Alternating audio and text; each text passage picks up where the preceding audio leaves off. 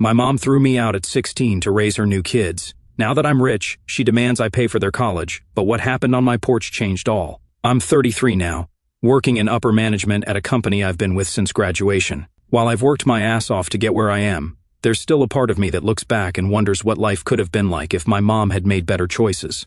She had me when she was 20. My biological dad wasn't in the picture. Honestly, I don't even know much about him. From what she told me later, she gave him the option to stick around, and he didn't hesitate to bolt. No child support, no fights, just gone. We lived in this tiny apartment above my grandparents' garage. It wasn't much, but it worked. My grandparents basically carried her through that time. They helped her with me while she finished school and got her degree in physical therapy. She juggled school, work, and raising me on her own. I'll give her credit, she didn't just sit around feeling sorry for herself. Being a single mom, she worked hard. Those early years weren't bad. Sure, money was tight, but I didn't notice. I spent a lot of time with my grandparents while she worked or studied. My grandpa loved having me around. Honestly, he probably did more for me than anyone else during those years. My mom would still make time for me when she could. She read to me before bed, took me to the park, stuff like that. Things changed when I was about 8. My mom met this guy named Leonard at her job. He seemed all right at first, stable job, normal guy. I remember her saying how different he was from the guys she dated before. They dated for a while, and after a couple of years they got married when I was around 11. Leonard wasn't a bad guy, but he wasn't warm either. He was polite, almost distant. He wasn't mean to me or anything, but he didn't really try to connect either. He treated me like I was just there, like part of the furniture. At first, nothing really changed. I was still living with my mom and now Leonard. It was fine, not great, but fine. Then little things started to shift. My mom started focusing more on Leonard and their life together. Dinners became quieter, less about me and more about them. I remember sitting there, trying to join the conversation and being brushed aside like I wasn't even there. I didn't take it personally at first. I figured she was just excited about her new marriage and trying to make it work. But as time went on, it became clear that I was slowly being pushed out of the picture. I tried harder to get their attention. I worked my ass off in school, brought home good grades, helped around the house, anything to show I was still worth noticing. Then, when I was about 12, my mom got pregnant with twins. Everyone was thrilled. I was too, at least at first. I imagined being the cool older brother, helping out with the babies, teaching them things, and just being part of this new family. I even started babysitting for neighbors to practice for when the twins came. But as her pregnancy went on, my mom's attitude toward me shifted even more. It was like she didn't have time for me anymore. Everything was about the twins. I figured it was temporary, like once they were born, things would go back to normal. The twins came along and it was like I vanished overnight. I mean, I get it, they're babies, and babies need constant care and attention. I wasn't expecting things to stay exactly the same, but this was on a whole different level. It wasn't just about her being busy or tired, which would have made sense. It felt like she stopped seeing me altogether. Family dinners? Those became a thing of the past. She used to be the one planning them, making an effort for us to have some time together, but now, nothing. And it wasn't just about skipping dinners. The little things that used to make me feel connected to her disappeared too. Talking about our day, watching a show together, even sharing those random inside jokes we used to have. I think the worst part was how I kept trying, even though it was clear I wasn't part of this new family dynamic. I still tried. I still worked hard in school, helped out, and tried to make myself useful. But no matter what I did, it didn't matter. I wasn't a priority anymore. By the time I was 16, everything came to a boiling point. My mom and Leonard called me into the living room one evening, saying they needed to have a serious conversation. I knew it wasn't going to be good. I could feel it in the air. They sat me down and started explaining how things were getting tight financially with the twins. They said their expenses had gone up, and they couldn't afford to support everyone in the house anymore. Leonard did most of the talking, laying out all the numbers like I was supposed to feel bad for them. My mom just sat there looking at me, and then she said something I won't ever forget. They deserve more. Not we'll figure it out. Not we're in this together, just a clear message that I was nothing to them. I didn't argue. What was the point? I went to my room, packed up what little I had, clothes, a few personal things, and walked out the door. I didn't even look back. I went straight to my grandparents' house. They didn't hesitate to take me in, but man, were they mad. My grandpa kept pacing, muttering under his breath about how he couldn't believe his daughter would do this, while my grandma just shook her head and hugged me tightly. They wanted to confront my mom, but at the same time, they didn't want to cut her off completely, mostly because of the twins, and I got it. The twins were innocent in all of this. They didn't ask to be born, and they certainly didn't ask to become the center of my mom's world at my expense. I couldn't blame them, even if I was angry at the situation. That day was a turning point for me. It was the day I realized I couldn't rely on my mom anymore. At 16, I wasn't just a teenager trying to figure out life, I was on my own. It was scary, yeah, but I didn't have a choice. From that moment on, I knew I had to take care of myself because no one else was going to do it. Living with my grandparents was a relief, but it wasn't easy. They gave me a roof over my head and a place to stay, but they couldn't do much beyond that. They were retired, living on a fixed income, and just didn't have the resources to support me the way I needed. So, I started working. My first job was at this local coffee shop. It wasn't glamorous, but it paid just enough for me to buy school supplies, clothes, and some of the stuff I needed to get through high school. Balancing work and school wasn't simple, though. I'd get home late, try to finish homework, and wake up early the next day to do it all over again. My grades slipped a bit, but I still managed to stay on track to graduate. What really stung was that my mom didn't check in at all. It was like I'd ceased to exist for her. Every now and then I'd hear about her and Leonard through family gossip. They were doing well, of course. The twins were thriving and they were living their picture-perfect life in their nice house with their new cars. Honestly, I couldn't wrap my head around it. I don't know why two people working decent jobs couldn't afford having 3 kids. I wasn't some extravagant expense. I just needed the basics. Meanwhile, I was the one struggling. I was working weekends and late into school nights just to keep myself afloat. Juggling homework, shifts, and trying to have some semblance of a normal life was exhausting. It wasn't like I was asking for much from them. Just a little effort, a little care. But it felt like the second I walked out that door, they wiped their hands clean of me and went back to their perfect little bubble. I guess it wasn't really about the expenses. They just didn't want me anymore. Around my senior year, college acceptance letters started rolling in. I was excited but also terrified. I knew there was no way I could afford college on my own. I needed help. So, against my better judgment, I reached out to my mom. I remember sitting in my grandparents' kitchen late at night, holding my phone, trying to figure out how to word the text. My mind kept spinning with different ways to ask for help without sounding too desperate. I deleted and rewrote it at least 10 times before finally sending, "Hey, I've been accepted to a few colleges. I was wondering if you could help me with financial aid stuff or co-sign a loan." I hit send and immediately regretted it, not because I thought it was wrong to ask, but because deep down I already knew the answer. Still, a tiny stupid part of me held on to hope. Maybe she'd remember I was her kid too.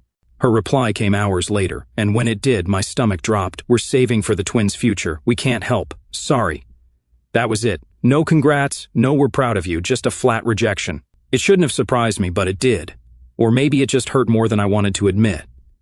I stared at the message, trying to process how someone could shut their own kid down like that. It wasn't even about the money, it was the complete lack of care. I sat there, feeling like an idiot, wondering why I'd even bothered. I knew I couldn't count on her. I put my phone down, trying to swallow the lump in my throat, but the tears came anyway. I wasn't mad at the twins, they didn't ask for this. But I couldn't help but feel like I'd been cast aside, like I didn't matter. Thankfully, my aunt stepped in. When I told her what happened, she didn't even hesitate. She looked me straight in the eye and said, "I'll co-sign your loans. You just focus on making this work, okay?" She didn't have to do that. She had her own responsibilities and kids to worry about, but she believed in me. She told me she always knew I had it in me to go far, and honestly, that belief hit me harder than the offer itself. At that moment, I made a promise to myself. I wouldn't let her down. I'd work my ass off, not just for me, but to prove that her faith in me wasn't misplaced. My mom might have slammed the door shut, but my aunt, she flung it wide open, and I wasn't about to waste the chance. College was no joke. I hustled non-stop campus jobs, weekend shifts, and side gigs just to keep myself afloat. I even taught myself web design and started freelancing for small businesses. The work paid well, and I had bills to cover.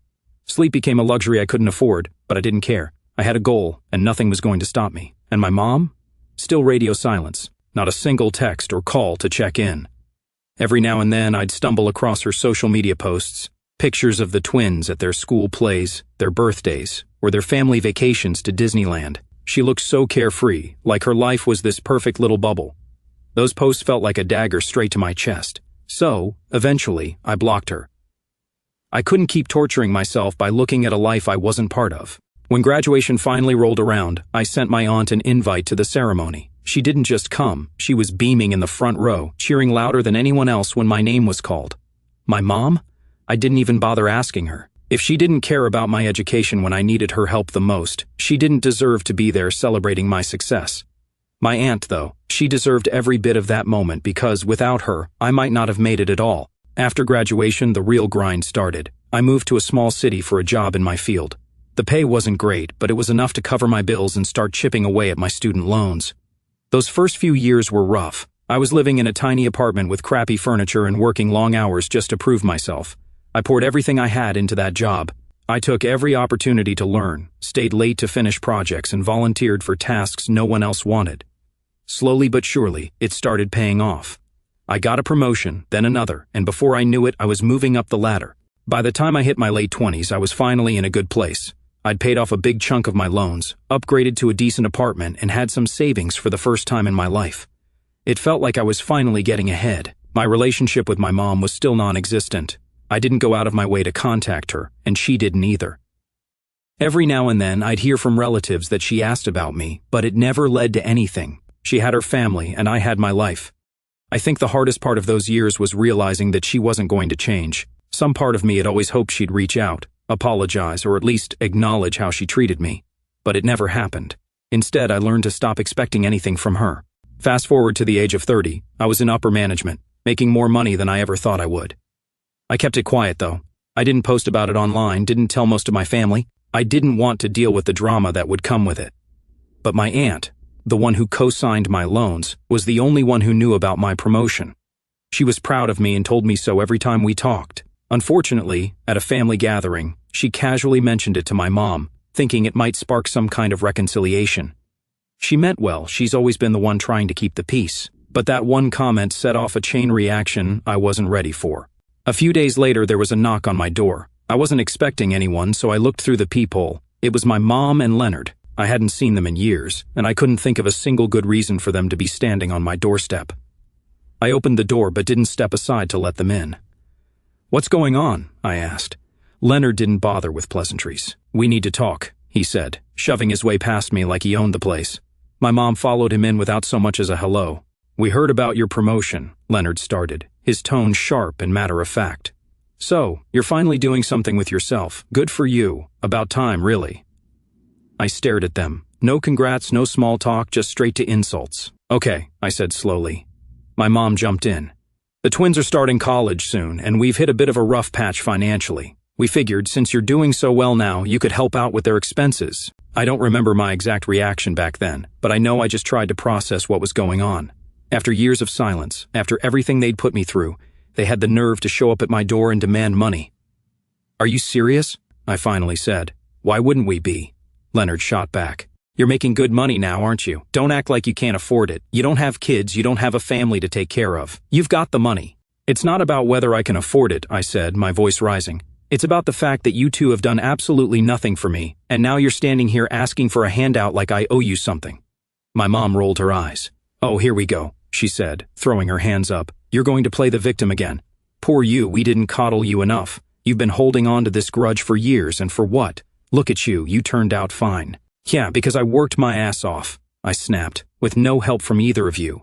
Do you have any idea how hard it was to get through college without a co-signer, without any financial support? I made it happen, but not because of you. In spite of you." Leonard smirked. "Oh, come on, stop acting like you had it so rough. You've got a good job now, don't you? A nice place to live. Maybe you should be thanking us. If we hadn't pushed you out, you wouldn't be where you are today." "Thanking you?" I said, my voice shaking with anger. "You threw me out because I wasn't convenient anymore. You made it clear I didn't matter to you, and now you're here expecting me to swoop in and save the day for the kids you actually cared about? Absolutely not." My mom's tone turned icy. "You're being selfish," she snapped. "I raised you on my own, worked my ass off to keep you alive, to give you everything you needed, and now look at you. You've got everything you need, and all we're asking for is a little help. They're your siblings. You owe them that much after everything I've done for you."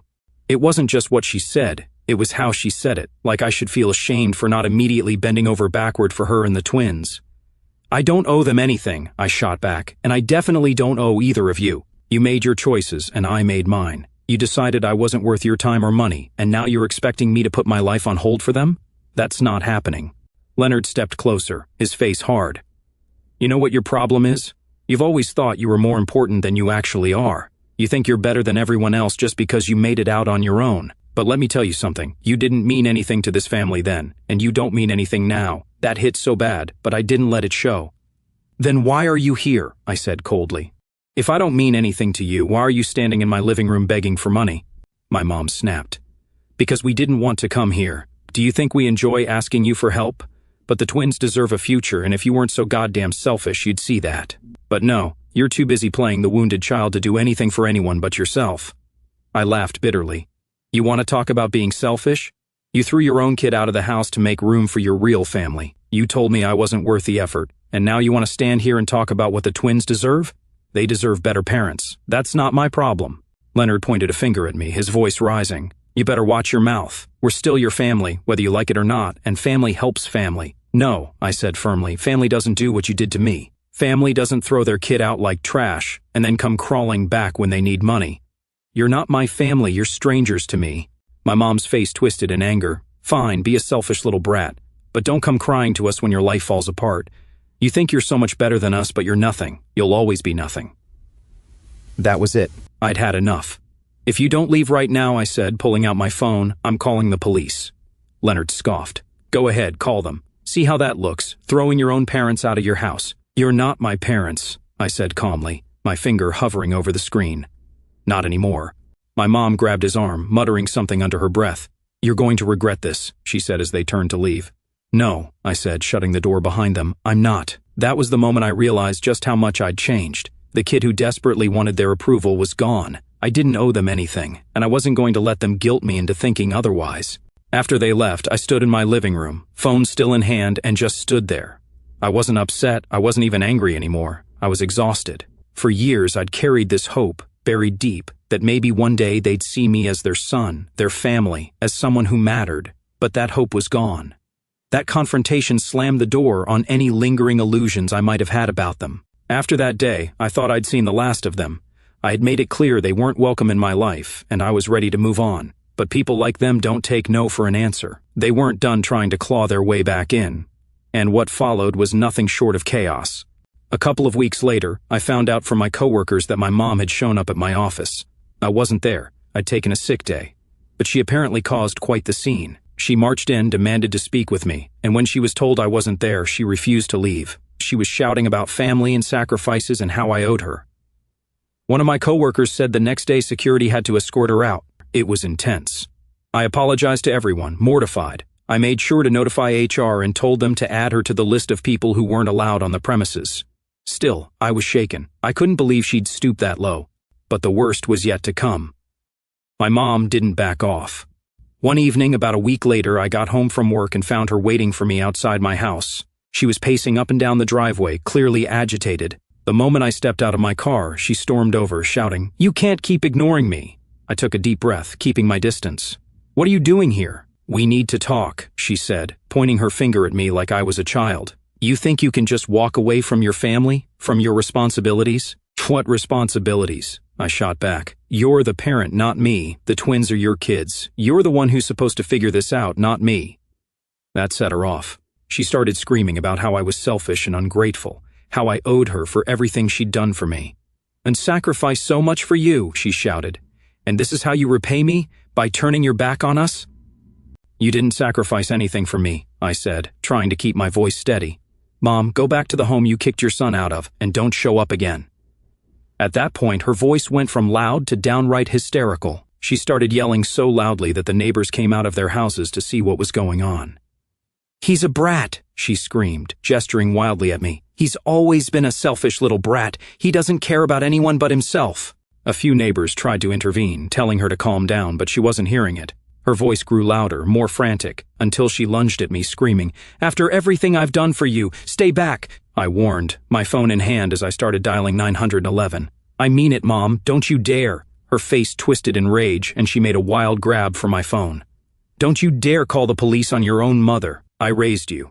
I sacrificed everything for you." "You abandoned me," I shouted back, holding my phone out of her reach, trying to keep her at bay.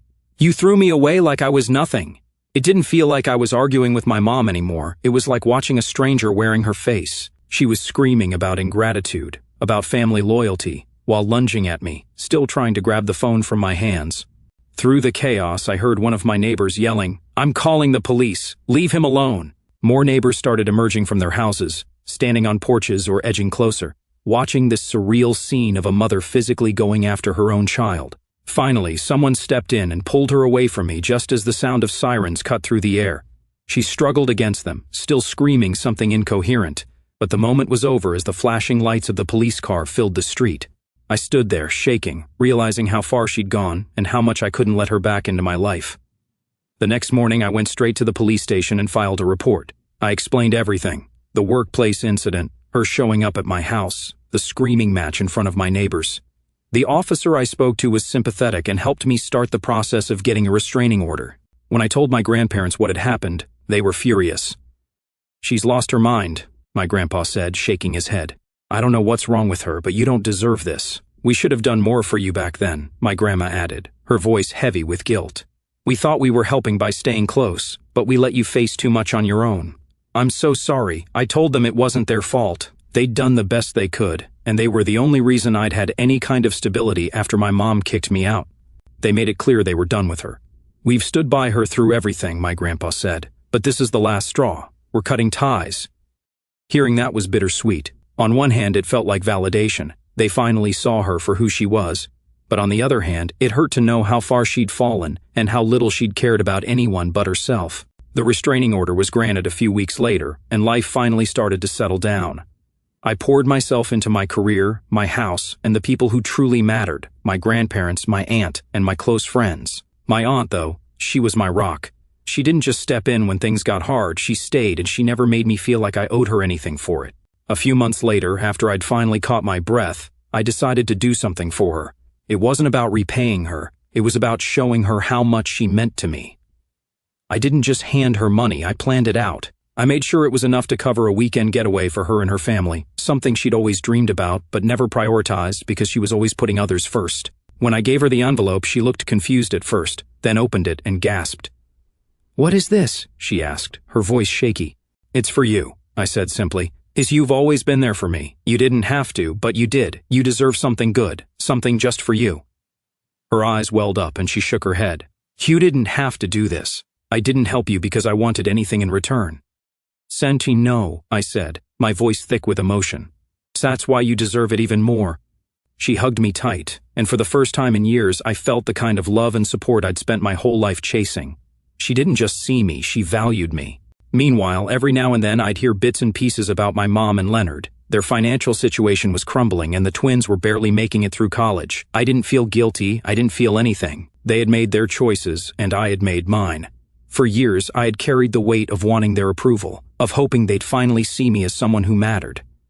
But now, I understood they never would, and that was okay.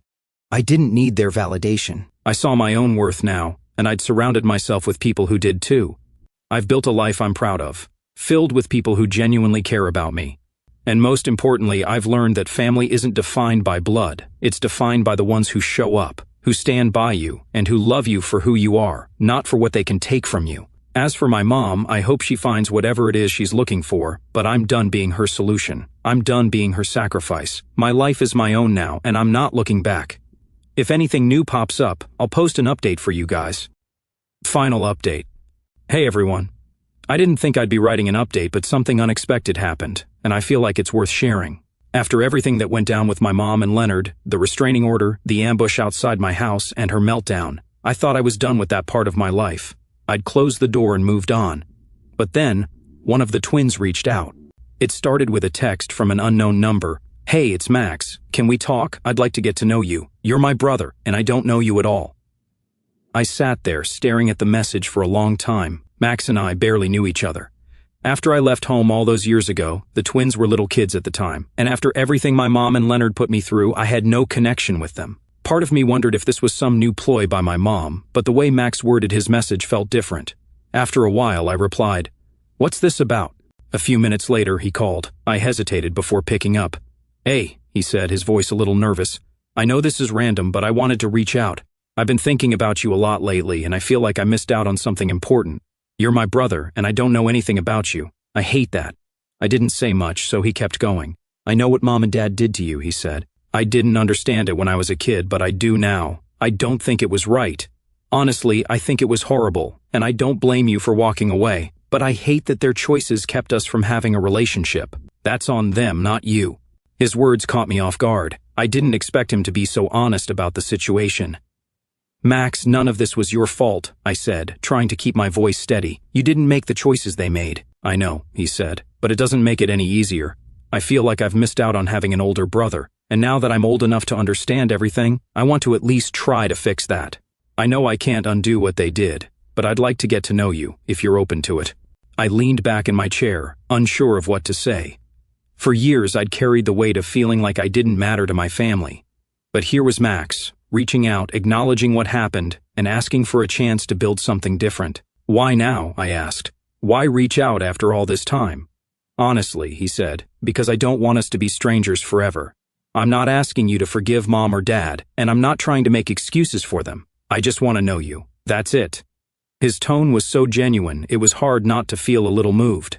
I've spent a long time trying to move on from all of this, I said finally. It's not easy for me to open that door again. I get that, he said, and I'm not asking for anything big. I just want a chance to talk to you, maybe see if we can have some kind of relationship. You're my brother, and I'd like to know who you are. I sat there for a moment, weighing my options.